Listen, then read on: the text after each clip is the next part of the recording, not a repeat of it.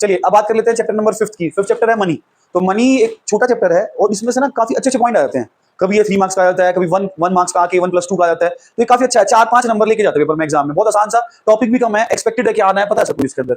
चलिए शुरुआत में जो शुरुआत होती है मनी की, मनी जब नहीं आई थी तो वर्ड यूज होता था बार्टर सिस्टम। तो बार्टर सिस्टम में आप लोग क्या करते थे, गुड्स के बदले गुड्स लेते थे, तो उसको बोलते थे कॉमोडिटी टू कॉमोडिटी इकोनॉमी, जहां पर सी टू सी इकोनॉमी माना गया था, यानी कि कॉमोडिटी लो और कॉमोडिटी लो। कुछ ऐसी ही बात थी जैसे कि आपने कोई चीज किसी को दी है, मान लीजिए आपके पास गेहूं प्रोडक्शन में गेहूं होता है, तो आपने उसको दे दिया और बदले में उससे कहा क्या देगा, उसके पास राइस है तो आपने उससे राइस ले लिया। तो ये जो एक कॉमोडिटी के बदले दूसरी कॉमोडिटी ली जाती है, उसी को बोलते हैं हम बार्टर सिस्टम। तो बार्टर सिस्टम के एग्जांपल वैसे आपको पता है, मेनली इसके लिमिटेशन है। लिमिटेशन भी बहुत आसान है, सबको पता है, लेकिन मैं बेसिकली जो मेन पॉइंट इंपोर्टेंट पॉइंट है वो डिस्कस करता हूं। पहले नंबर पे lack of double coincidence of wants, paper में आती है तो बच्चा कंफ्यूज होता है क्या मतलब होता है इसका। इसका मतलब ये है आपकी और मेरी दोनों की नीड्स पूरी होनी चाहिए। सपोज हम लोग ट्यूशन पढ़ने आए, आप लोग स्कूल में पढ़ने आए, तो अब हमारे सामने क्या डिस्कशन हुआ कि आप हमें पढ़ा दीजिए, हमने पढ़ाना है। अगर पैसे नहीं होते, अगर मनी नहीं होती, तो फिर क्या इशू आता, मैं आपसे कोई सामान लेता और जरूरी नहीं है जो मैं आपसे सामान एक्सपेक्ट करता या मांगता वही आपके पास होता, तो आप उस सामान को सर्च करने के लिए पता नहीं कहां कहां मूव करते घूमते। तो ऐसी ही प्रॉब्लम क्रिएट होती है। इस प्रॉब्लम को ही बोलते हैं double coincidence of wants. Second one पे आया lack of common measure of unit. आज तो हर चीज को पैसे में तोल लो, कीमत है हर चीज की, 1 रुपया 2 रुपये 5 रुपये। लेकिन अगर इसको हम पहले की बात करते हैं तो पहले कोई कीमत डिसाइड नहीं होती थी। आप व्हीट के बदले में राइस कितना ले रहे हो पता नहीं, कोई भी एक पैरामीटर नहीं था। आप राइस देके बदले में मिल्क कितना ले रहे हो, आप राइस देके कोई और चीज कितने में ले रहे हो, तो देयर इज नो पैरामीटर, कोई पैरामीटर नहीं था। तो वो lack of common measure of unit की हमारे पास कमी थी।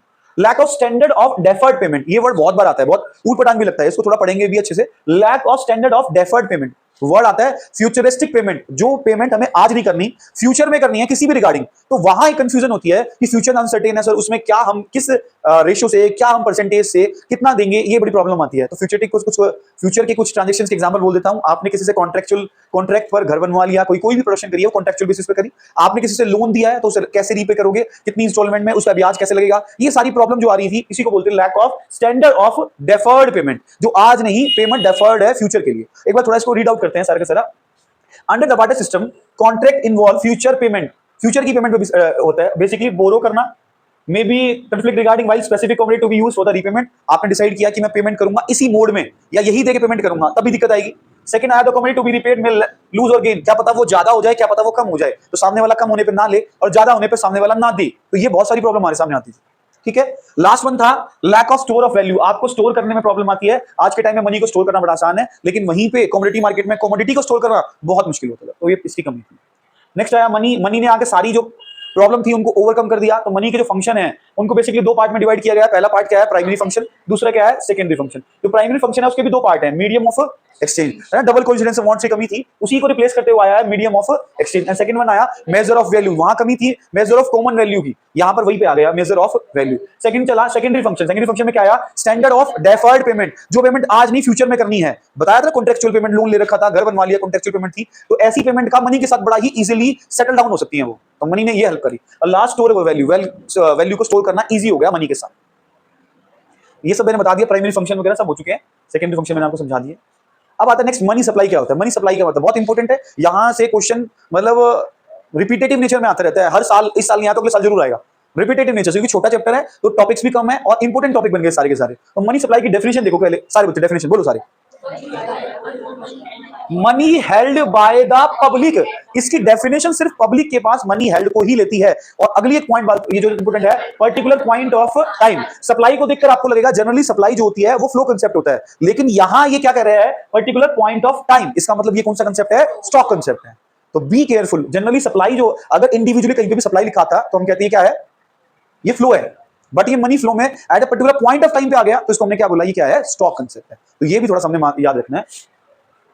फीचर ऑफ मनी में measure of money supply, money supply को मेजर करने के लिए कितने हैं हमारे पास, 4, M1, M2, M3 और M4। चलिए भाई, अब M1 के अंदर क्या क्या आता है बेसिकली बात करेंगे, देखिए करके बात करते हैं। M1 के अंदर क्या आया, currency and coins with the public. M1 ही आपके सिलेबस का पार्ट है, M2, M3, M4 आपके सिलेबस के नहीं है, तो हमें सिर्फ M1 पे ही ध्यान देना है। बहुत क्वेश्चन आए हैं 1 मार्क्स के, तो बहुत आए हुए हैं यहाँ से। Currency and coins with the public, word है currency and coins with the public. Public के पास जो पैसे और करेंसी है, बस सिंपल।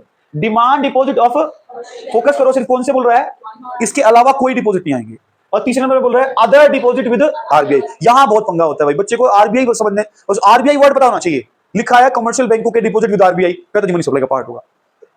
आपने बेसिक पूरा पढ़ना था, आरबीआई के पास क्या होना चाहिए, अदर डिपॉजिट विद आरबीआई। तो आरबीआई के पास अदर डिपॉजिट क्या होते हैं, देखिए ये डिपॉजिट होते हैं आरबीआई के पास। किसके डिपॉजिट है वो? या तो वो है किसी दूसरी कंट्री के फॉरेन बैंक के, या फिर जैसे हो सकता है पब्लिक फॉरेन, ये फॉरेन गवर्नमेंट के भी हो सकते हैं, और फॉरेन पब्लिक फाइनेंशियल इंस्टीट्यूशन जैसे कि वर्ल्ड बैंक या फिर IMF। और किसको इंक्लूड नहीं करता? Does not include the deposit with Indian government. और इंडियन ही कमर्शियल बैंकों के डिपॉजिट को कवर नहीं करता। बहुत बार क्वेश्चन पूछा एग्जामिनर ने कि मनी, कमर्शियल बैंकों की मनी हेल्ड बाय RBI, बच्चा कहता है RBI की तो बात आती है मन में, और तुरंत आंसर लिख दे और वहीं पे उसे काट देता है। ठीक बात समझ में आ गई? इतनी बात बहुत है। M1 M2 M3 4 आपके सिलेबस का पार्ट नहीं है, सो नो, आज ये नहीं कर सकते क्योंकि डिस्कशन टाइम हमारे पास कम है। आइए, हाई पावर्ड मनी, अगेन ना क्वेश्चन थोड़ा सा अंडररेटेड क्वेश्चन है, बहुत बार कम अंडररेटेड रहता है, कोई ध्यान नहीं देते हैं, लेकिन इसके अंदर टू थिंग्स आती हैं। मनी से थोड़ा सा नैरो कांसेप्ट है, currency held by the public and cash reserves with the bank. Money एक वाइडर टर्म है, जबकि जो हाई पावर्ड मनी है उसमें थोड़ी नैरो टर्म है, इसके अंदर कुछ चीजें आती हैं, कुछ नहीं। तो करेंसी हेल्ड बाय द, उसके अंदर भी आता था, लेकिन इसके अंदर अलग क्या आया? कैश रिजर्व्स विद द बैंकों के पास जो अपने क्या होते हैं? कैश रिजर्व्स होते हैं। ऐसे ही आपने पेपर में लिखना है, उन्हीं को बोलते हैं हाई पावर्ड मनी। और मनी से इसके थोड़ा सा कंफ्लिक्ट है, ये अलग है, मनी अलग है, ये अलग है, थोड़ा सा ये बाकी सब यहाँ पे लिखा हुआ है। तो ये था मनी का चैप्टर। बेसिकली इसके अंदर कुछ बातें और मैं आपके साथ डिस्कस कर लेता हूँ, जैसे एक दो बात और कर लेते हैं। एक वर्ड आता है फुल बॉडीड मनी। क्या वर्ड है? फुल बॉडीड मनी, जिसकी उतनी ही बॉडी है, यानी उसकी monetary value equals to commodity value, जैसे कि गोल्ड कॉइन्स। गोल्ड कॉइन्स होते थे पुराने टाइम में, अशरफिया सिक्के वगैरह जो आते थे उस टाइम पे। अभी भी सिक्के जो आते हैं, पहले वो थोड़े से बड़े साइज के होते थे, उनकी जो मेटेलिक वैल्यू थी वो बहुत ज्यादा थी। तो धीरे धीरे मेटल की वैल्यू तो बढ़ती गई और मनी की वैल्यू घटती गई, तो इसलिए उन जो कॉइन्स थे उनको कन्वर्ट करके आज बिल्कुल छोटे छोटे कॉइन बना दिया गया। तो ये था इसमें मनी सप्लाई के अंदर। एक फुल बॉडीड मनी आ गया, एक आया फिड्यूशरी मनी, एक आता है क्रेडिट मनी। फिड्यूशरी मनी क्या होती है? जो कि आपके पास पेपर करेंसी होती है, उसको रिप्रेजेंटेटिव मनी भी बोलते हैं। ठीक है, तो रिप्रेजेंटेटिव मनी क्या बन गई? जो कि पेपर करेंसी आपके पास होती है। क्रेडिट मनी क्या होती है? जो कि चेक वगैरह होते हैं, डिमांड ड्राफ्ट आपके पास है। प्लास्टिक मनी क्या होती है? जो कि क्रेडिट कार्ड होते हैं। ई मनी क्या होती है? जैसे कि इलेक्ट्रॉनिक मनी। इलेक्ट्रॉनिक मनी में जो आते हैं, जैसे आपके ये ना बिटकॉइंस वगैरह होते हैं, ये बिटकॉइंस वगैरह वो भी इलेक्ट्रो डिजिटल मनी होती है, वो सब उसमें। अच्छा जी, एक वर्ड आया legal tender money. Legal tender money क्या होती है? Which is legalised by the government, यानी सबको उसे लेना पड़ेगा। और उसमें दो टाइप होते हैं, लिमिटेड लीगल टेंडर मनी और एक unlimited legal tender money. Legal जो लीगल में ही लिमिटेड है, उसमें कॉइन्स की लिमिट होती है 1000 तक, और अनलिमिटेड में नोट्स कितने भी यूज कर सकते हो आप। ठीक है, तो ये बेसिकली मनी का चैप्टर है। फिएट मनी क्या होता है? कॉइन्स और currency held by the public is called fiat money. Yes, anything कुछ और अगर पूछना full body representative, credit money, fiduciary money, और आपने पूछा फिएट मनी, ये सब ही है, पार्ट टाइप होते हैं इसमें। इवोल्यूशन ऑफ मनी होता था, पहले कमोडिटी मनी आई थी, जिसे कमोडिटी वाले कमोडिटी लेते थे। फिर मेटेलिक मनी आई जिसमें कॉइन्स वगैरह आ गए। उसके बाद पेपर मनी आई जिसमें नंबर्स वगैरह, मतलब नोट वगैरह आ गए। उसके बाद आई क्रेडिट मनी जिसमें ये उधार वगैरह के चेक वगैरह चलते हैं। और लास्ट जो आया, चलिए अब 6 चैप्टर की बात करते हैं, वो है बैंकिंग। तो बैंकिंग की शुरुआत में सबसे पहला क्वेश्चन आता है जी, कमर्शियल बैंक और सेंट्रल बैंक, दो टाइप के बैंक होते हैं। तो कमर्शियल बैंक क्या होते हैं? जो पब्लिक के साथ डील करते हैं, यानी कि जो सेंट्रल बैंक और पब्लिक के बीच में एक मीडिएटर का काम करते हैं, एक एजेंट का काम करते हैं, कि जो एजेंट तो नहीं कहेंगे, मतलब मीडिएटर का काम करेंगे। तो किस किस के बीच में? और पब्लिक के बीच में जो मीडिएटर काम कर रहे हैं कौन है? Commercial bank. Commercial bank is an institution that perform the function of accepting the deposit and granting the loan. अब अगला क्वेश्चन आता है कि कमर्शियल बैंक होने के लिए आपके पास दो कंडीशन होनी चाहिए। Number 1, accepting the deposit. Number 2, granting the loan. ये दो कंडीशन होनी जरूरी है। चलिए भाई, तो बात कर लेते हैं फंक्शन ऑफ कमर्शियल बैंक। सबसे पहला प्राइमरी फंक्शन क्या है? Accepting the deposits. Primary function क्या है? Accepting the deposit. और सेकंड, इसी प्राइमरी में दूसरा फंक्शन क्या है? Granting the loan. अब डिपॉजिट एक्सेप्ट करने के लिए हमारे पास बहुत काइंड के डिपॉजिट हो सकते हैं। एक होता है डिमांड डिपॉजिट और एक होता है टाइम डिपॉजिट। डिमांड डिपॉजिट क्या होता है? जब मर्जी आप जमा कराओ, जब मर्जी निकाल लो। जैसे कि सेविंग अकाउंट खोलते हैं हम, करंट अकाउंट खोलते हैं। करंट अकाउंट बिजनेसमैन खोलता है और सेविंग अकाउंट हाउस होल्ड खोलते हैं, यानी हम जैसे लोग। और जो बिजनेसमैन होते हैं वो क्या खोलते हैं? Current account. दोनों ही डिमांड डिपॉजिट होते हैं, जब मर्जी पैसे निकलवाओ, जब मर्जी डलवाओ। फिक्स्ड डिपॉजिट होता है, उसको बोलते हैं टर्म डिपॉजिट या फिर टाइम डिपॉजिट। ये तीनों इसने एग्जांपल दे दिए। इस फिक्स्ड डिपॉजिट को हम बोलते हैं टाइम डिपॉजिट बोलते हैं। कोई पढ़ लेना इतना ज्यादा जरूरी नहीं है। अब बात कर लेते हैं, दूसरा फंक्शन था एडवांसिंग ऑफ लोन। इसमें एक वर्ड आता है कैश क्रेडिट। क्या आता है भाई? Cash credit. ये कैसे मिलेगा? उधार, क्रेडिट का मतलब उधार। दिक्कत हो रही है? अच्छा, उसका सॉल्यूशन कैश क्रेडिट के लिए आपको क्या करना है, उधार देगी सरकार, मतलब कमर्शियल बैंक आपको उधार देगा, बदले में क्या गिरवी रखवाएगा, ये गिरवी रखवाएगा। देखो, it refer to loan given to the borrower against किसकी क्या रखवाता है गिरवी, करंट एसेट, जैसे कि शेयर्स, स्टॉक्स, बॉन्ड, ये सब गिरवी रखो और बदले में लोन ले जाओ। तो इसलिए स्पेसिफिक कैटेगरी बन गई, इसलिए एक स्पेसिफिक नाम पड़ा इसका, क्या, कैश क्रेडिट। दूसरा क्या लिखा हुआ है, डिमांड लोन, जब मर्जी आपका लोन की डिमांड कर सकता है बैंक कि आपका लोन वापस लाओ, वापस लाओ, जब मर्जी डिमांड कर सकता है। तीसरा क्या बन गया, शॉर्ट टर्म लोन, जो छोटे टाइम पीरियड के लिए बनते हैं उन्हें शॉर्ट टर्म लोन, छोटे टाइम के लिए मिले आपको, 1 साल से कम के लिए जो भी लोन लिया आपने कमर्शियल बैंक से, वो शॉर्ट टर्म लोन कहलाएंगे। ठीक है जी। नेक्स्ट है सेकेंडरी फंक्शन। ये कौन से फंक्शन से ऊपर वाले, प्राइमरी। सेकेंडरी फंक्शन में जो पहला फंक्शन आया वो आया ओवरड्राफ्ट फैसिलिटी। आपके अकाउंट में पैसा कम था, आपने उस लिमिट से ज्यादा पैसा निकाल लिया, उसको बोलते ओवर विड्रॉ, तो overdraft. Discounting of bill of exchange बताया था, आपने किसी को बिल लिखा और आपको पैसे चाहिए थे, तो आप वो बिल जाके बैंक के पास डिस्काउंट करवा लेते हो, बैंक आपको कुछ कम अमाउंट दे देता है आज ही।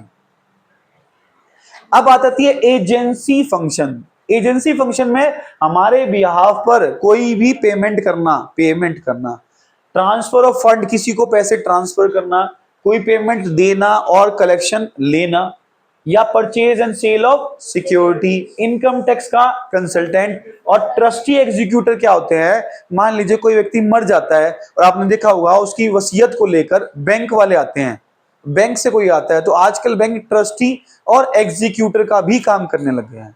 और लास्ट बना लेटर ऑफ रेफरेंस। मैंने समझाया था आपको इसका एग्जांपल, जब दूसरी कंट्री से सामान मंगवाना होता है तो दूसरी कंट्री वाले जो सेलर है वो हम पे ट्रस्ट कैसे करेंगे, ये पॉसिबल नहीं है, तो उस कंट्री का बैंकर और हमारी कंट्री का कोई बैंक, दोनों आपस में मिल जाते हैं और गारंटी देते हैं और रेफरेंस देते हैं कि ये मेरी रेफरेंस का बंदा है, आप इसको सामान भेज दीजिए। अगर ये पैसे ना दे और वो सामान ना दे तो हम बीच में डील करेंगे, हम लोग पे करेंगे, हम लोग कंपनसेशन कर देंगे, तो वो कंपनसेट करने के लिए तैयार हो जाते हैं। ठीक है, इसी को बोलते हैं लेटर ऑफ रेफरेंस। ठीक है बात भाई। अगला जो फंक्शन है जनरल यूटिलिटी फंक्शन। पहला है लॉकर की फैसिलिटी। आपको देखा होगा ज्वेलरी वगैरह हम लॉकर में रख देते हैं जाके, तो ये बैंक में फैसिलिटी। ट्रैवलर चेक, पहले मुश्किल होता था, आप लोग कहीं, ये बहुत पुराना कंसेप्ट है, आप कहीं घूमने गए तो कैश कैरी करने की बजाय आप क्या लेके जा सकते थे, ट्रैवलर चेक लेके जा सकते थे, वो आपका चेक लेते और आपको कोई भी गुड्स थी वो दे देते थे। Next a letter of credit. अगर आप अपन किसी से लोन ले रहे हो, किसी से भी लोन ले रहे हो या किसी से डील कर रहे हो, तो वो सामने वाला कहता है जी मुझे क्या पता कल को आप इंसॉल्वेंट हो जाओ, तो वो रुको कोई बात नहीं, हम बैंक से लिखवा के दे देते हैं कि हम फ्यूचर में इतनी जल्दी इंसॉल्वेंट नहीं होंगे। तो लेटर ऑफ क्रेडिट बताता है किसी एक पर्सन की क्रेडिट वर्थनेस, उसकी पे करने की क्षमता। ठीक है जी। अंडरराइटिंग सिक्योरिटीज, मतलब बैंक कहता है कि मैं आपके ब्याह पे सिक्योरिटीज बेच दूंगा, अगर कोई कमी रहेगी तो मैं रख लूंगा। कलेक्शन ऑफ डाटा, ये सब आ जाएंगे। ठीक है जी। तो ये तो पॉइंट बने। अब आती है मनी क्रिएशन की बात। मनी क्रिएशन का प्रोसेस पता है? पता है बिल्कुल। तो मनी क्रिएशन की अगर हम बात करेंगे, क्या इसमें क्या याद रखना है मनी क्रिएशन में हमें? हाँ, बहुत अच्छे।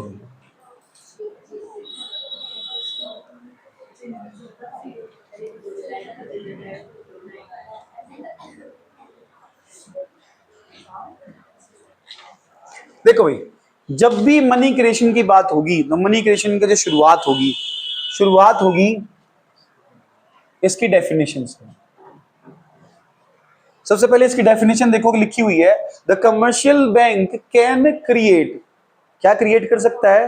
क्रेडिट। आगे क्या लिखा? Which is far excess of the initial deposit. Initial deposit के मुकाबले बहुत ज्यादा क्या क्रिएट कर सकता है? वो क्रेडिट क्रिएट कर सकता है। इसी को बोलते हैं क्या?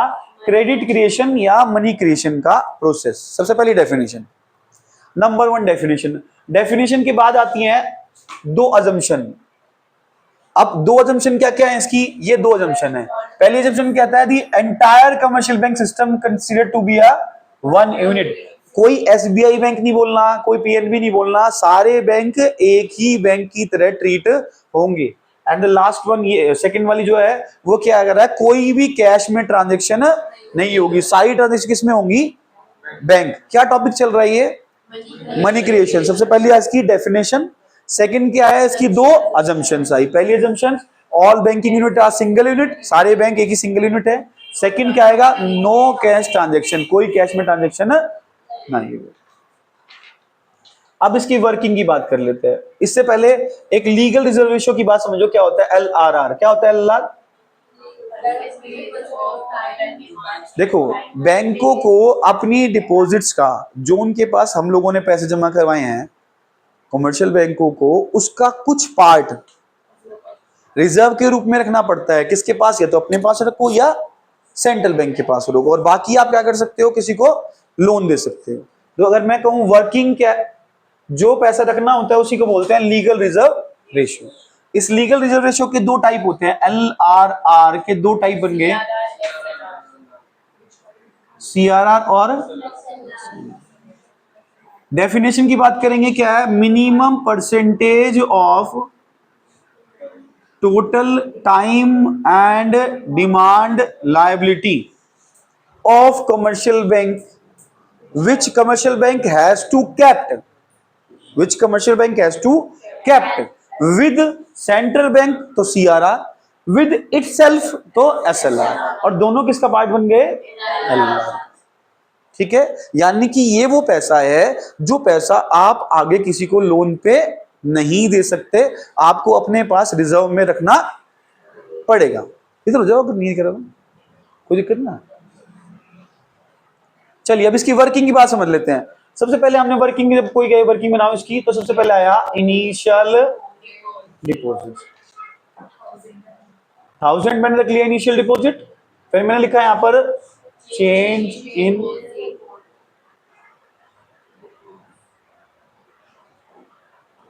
डिपॉजिट ही कर दो, लोन बाद में रहना। Change in deposits, change in reserve और चेंज इन लोन। तो चलिए तीन बातें मैंने रखी हैं यहाँ पर। 1000 मैंने जमा करवाया तो 1000 ही बैंक के अंदर आया होगा। रिजर्व रेशियो मैंने रख लिया अगर 20%, तो 200 तो मैंने कहां रख दिए, रिजर्व में। लोन कितना दे दिया, 800। तो 800 क्योंकि सारी सारी की सारी ट्रांजेक्शन बैंक के थ्रू हो रही है, तो ये लोन दोबारा से कहां पर आ गया, बैंक में। तो कितने डिपॉजिट फिर से आ गए, 800।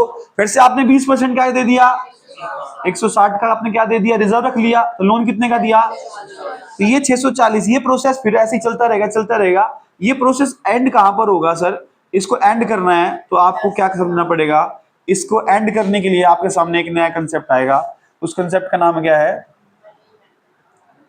एक नया कंसेप्ट आया, उसको बोलते हैं मनी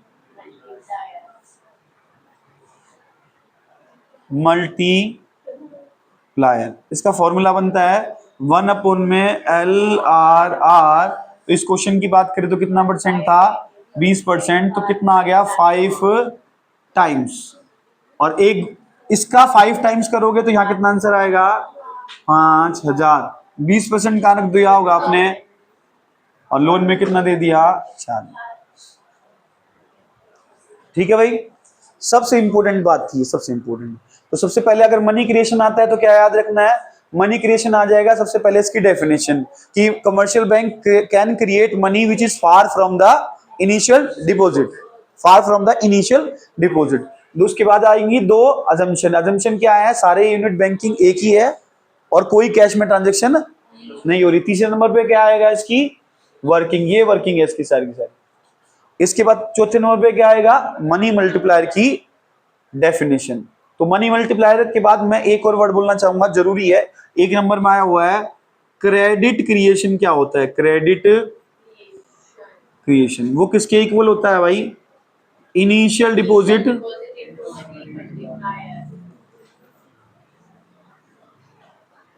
मनी और इक्वल्स टू मनी मल्टीप्लायर। किस किस के इक्वल हो गया, initial deposit equals to money multiplier. यहां से एक नंबर का क्वेश्चन मुझे बहुत बार मिला है, बहुत बार मिला। क्या पूछ लेगा, कभी ये दे देगा और ये दे देगा तो इसके बारे में पूछ लेगा क्वेश्चन मार्क, कभी ये दोनों दे देगा तो इसके बारे में पूछ लेगा, कभी ये और ये दे देगा तो इसके बारे में पूछ लेगा। तो वो आपने बैलेंसिंग करके निकालना है कि क्वेश्चन क्या पूछ रहा है। दोबारा बताओ क्या बना यहां पर, credit creation equals to initial deposit into money multiplier. ठीक है जी, ये टॉपिक जो हमने पढ़ा ये क्या पढ़ा, मनी क्रिएशन। मनी क्रिएशन या फिर क्रेडिट क्रिएशन। सबसे पहला क्या प्रोसेस हुआ, सबसे पहले नंबर पे क्या करा हमने,